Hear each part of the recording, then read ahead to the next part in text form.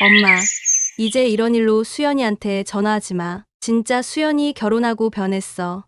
어쩜 지연이랑 똑같아질 수 있어? 결혼하기 전부터 지연이네서 아파트는 당연히 해오라고 하고 정말 이렇게 싸가지 없이 나올 수가 있지? 오늘은 이화자 씨의 사연을 통해 자식을 향한 부모님의 사랑이 이럴 수 있을까 하는 생각을 하게 되실 거예요.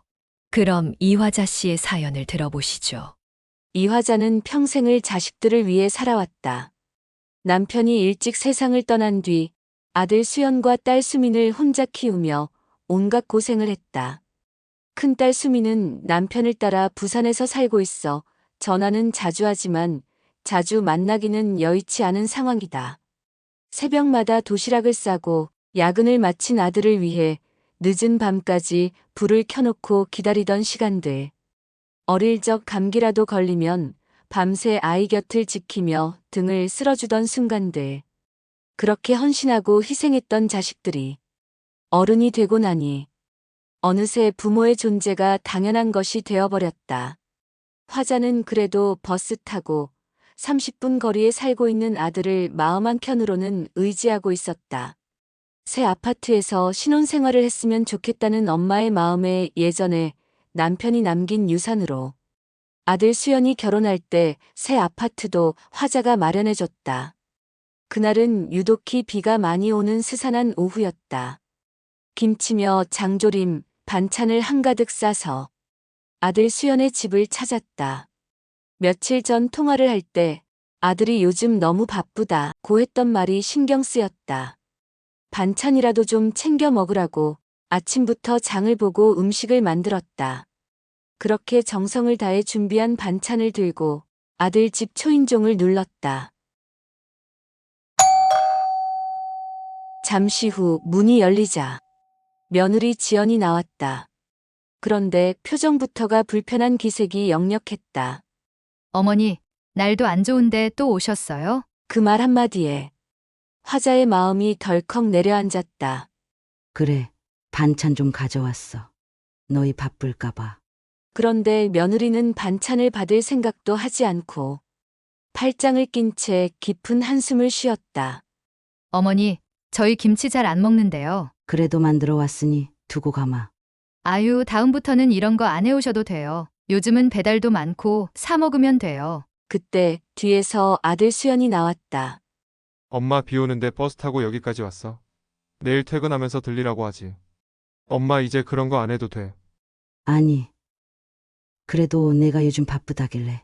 엄마가 신경 안 써도 우리끼리 알아서 잘 살아. 화자는 그 말을 듣고 멍해졌다.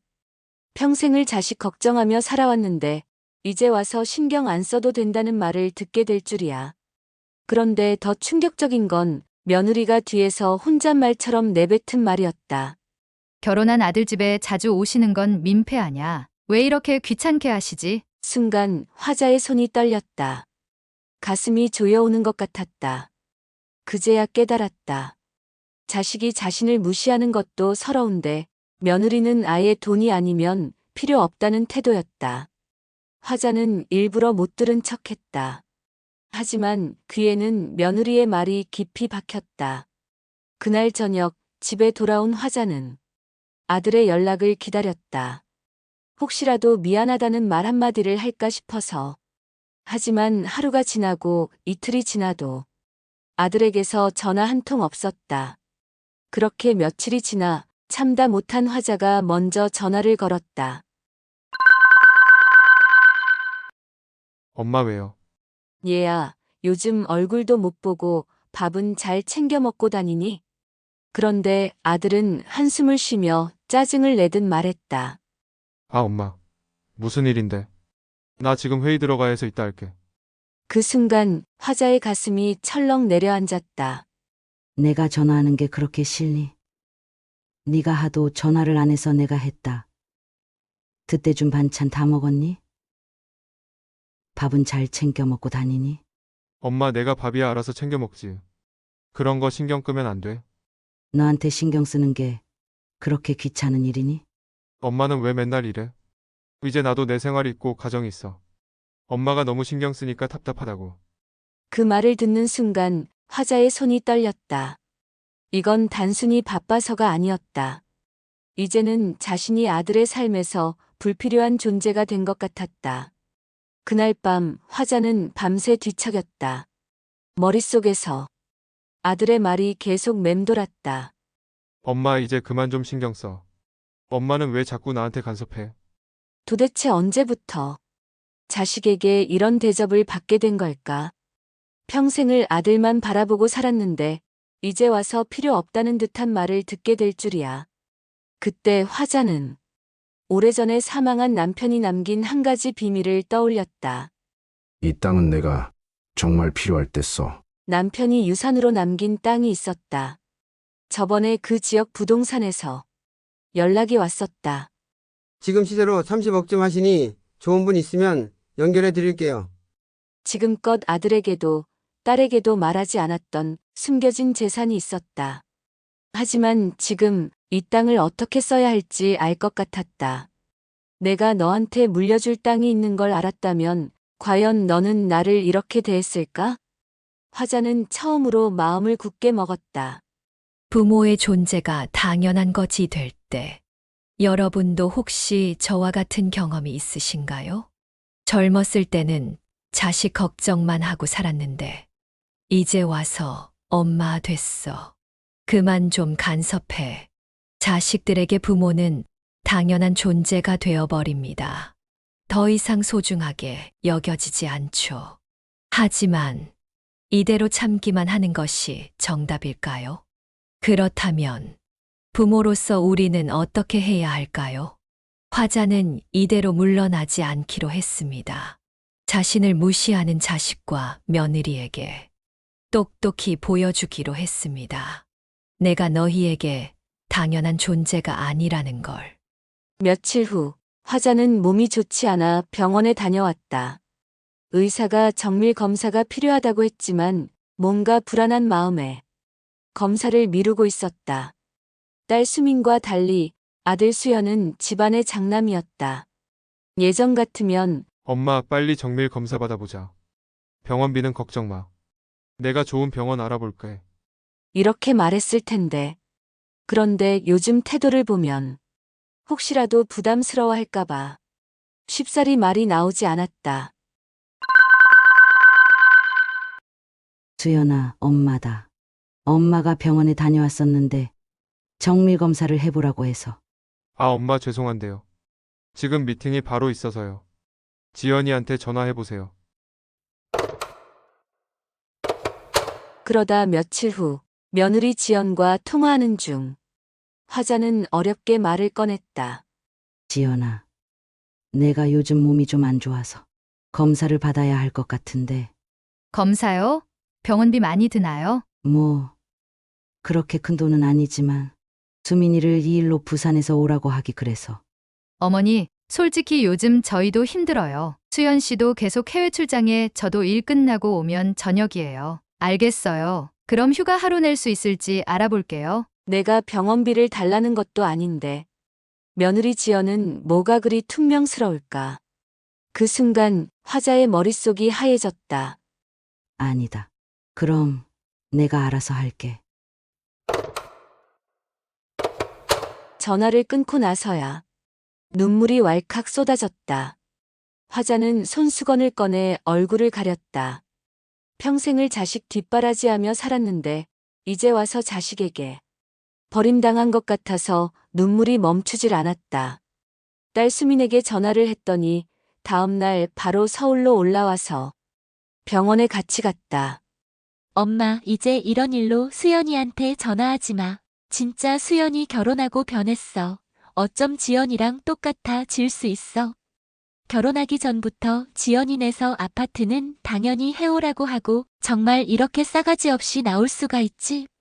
그리고 며칠 뒤 화자는 무슨 결심이라도 한 듯 변호사를 찾아가 유산 상속을 다시 정리하기 시작했다. 며칠 후 아들과 며느리가 집에 찾아왔다. 엄마 요즘 뭐하고 지내세요? 그냥 뭐 집에서 쉬지. 엄마도 이제 정리할 거 정리할 때 되지 않았어요. 정리라니. 그러니까 유산이요. 화자의 손이 떨리기 시작했다. 유산. 엄마도 연세가 있으시니까 나중에 불미스러운 일이 생기기 전에 미리 정리를 해두시는 게 좋잖아요. 며느리가 곁에서 거들었다. 어머니도 아시죠? 우리나라에서는 장남이 재산을 물려받는 게 당연한 거 아시죠? 엄마가 가지고 계신 재산. 아무래도 우리 집으로 상속하는 게 맞지 않을까요? 누나도 있지만 딸은 시집 가면 남의 집 식구잖아요. 그 말을 듣는 순간 화자는 소름이 돋았다. 그제야 깨달았다. 아들과 며느리는 자신을 사랑하는 것이 아니라 유산을 기대하고 있었던 것이다. 화자는 그 자리에서 결심했다. 그래. 이제 모든 걸 정리해야겠구나. 그날 밤 화자는 침대에 앉아 한동안 깊은 생각에 빠졌다. 어떻게 하면 자신을 존중하는 사람에게 올바르게 유산을 물려줄 수 있을까? 남편의 말이 생각이 났다. 이 땅을 너에게 줄 땐 내가 진짜 필요할 때 써. 지금이 바로 그때가 아닐까. 또다시 화자는 변호사 사무실을 찾아갔다. 어머님, 유산을 어떻게 나누실 건가요? 화자는 단호하게 말했다. 전 재산을 딸에게 상속합니다. 변호사가 의아한 얼굴로 되물었다. 아드님도 계시다고 들었는데요. 그 아이는 부모를 존중할 줄 모릅니다. 그런 사람에게 재산을 물려줄 이유가 없어요. 혹시 후회하실 수도 있습니다. 상속 후에는 번복이 어렵습니다. 화자는 단호하게 고개를 저었다. 이건 후회하는 게 아니라 내가 내린 옳은 결정입니다. 그날 이후 화자는 더 이상 아들에게 먼저 연락하지 않았다. 그리고 며느리에게도 더 이상 신경 쓰지 않았다. 모든 걸 정리한 화자는 자신의 인생을 찾기 시작했다. 불행은 꼭 이럴 때 찾아오는지 말이다. 행복한 노후를 보내기도 전에 화자는 급속도로 암이 진행이 되어 사망을 하게 되었다. 화자가 세상을 떠난 지 2년이 지나고 아들 수연은 여전히 해외에서 근무 중이었다.